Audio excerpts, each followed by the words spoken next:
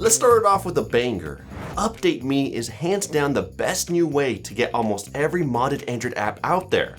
It's got a full repository of mods letting you remove analytics, trackers, and ads for almost any app.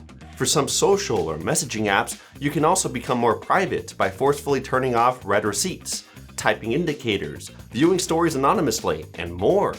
You can even unlock extra settings for other apps to make them even more enjoyable to use. Plus, when you're about to install a mod, Update Me makes it really easy to switch between providers so that you can find the best one that suits you best. And the best part is that you can update all your mods within the app itself.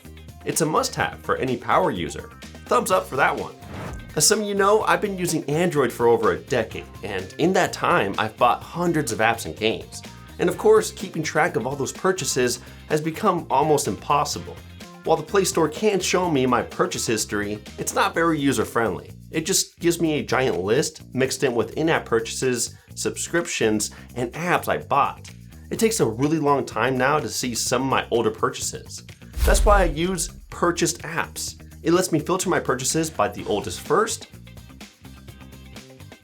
see the most expensive or cheapest apps that I bought, and even total up my lifetime spending.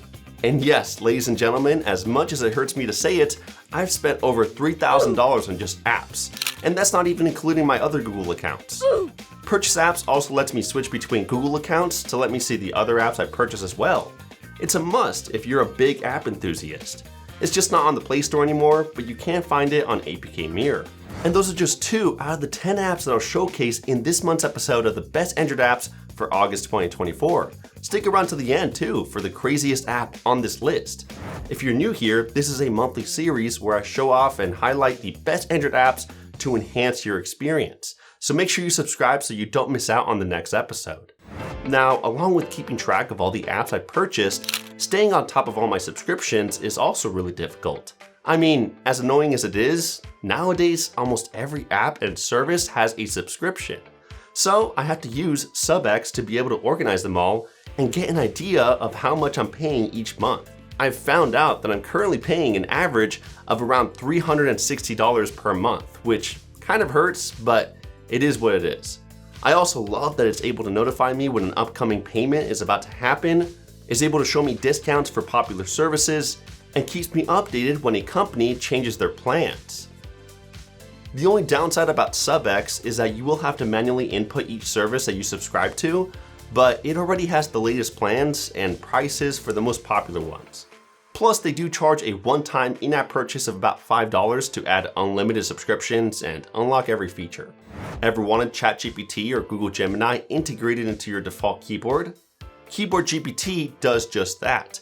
Open any text field in your keyboard, type a question mark followed by my command or question, hit enter, and voila, my response appears in the app I'm using. Then I can switch AI providers by typing in 2 question marks, and I can search the web with an exclamation point and an S followed by my query. It works with popular keyboard apps like Gboard, SwiftKey, Samsung Keyboard, and Flexi.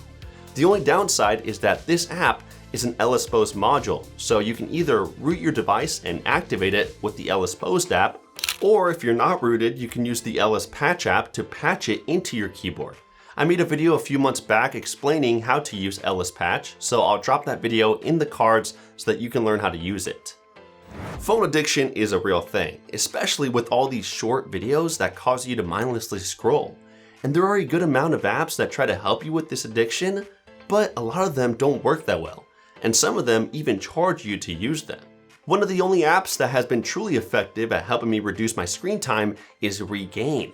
Instead of just blocking my most addicting apps, it instead asks me how long I'll be using an app when I first open it, and then it reminds me again when time's up. That way I don't end up wasting my time, but I can still enjoy a short break. Regain also lets you schedule your notifications so that your most important ones show up immediately while the rest are scheduled to show up later in batches.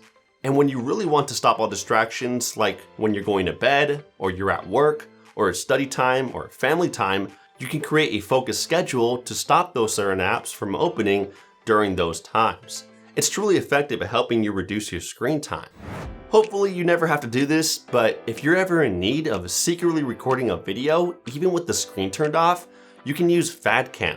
All you do is open the app, hit Start Camera, and then you can close it and use other apps. Or you can even lock the phone and it'll still continue to record.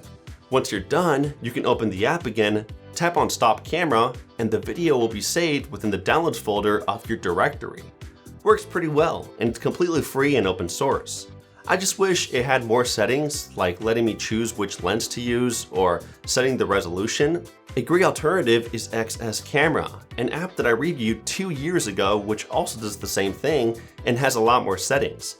But it's not open source and it's got annoying intrusive ads.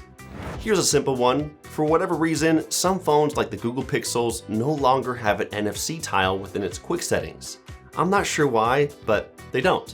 So if you'd like to bring it back, you can download NFC Quick Settings. By default, tapping it will open the NFC menu within the settings, but if you'd like to toggle NFC directly from the tile, you'll need to grant this ADB command that you see on the screen.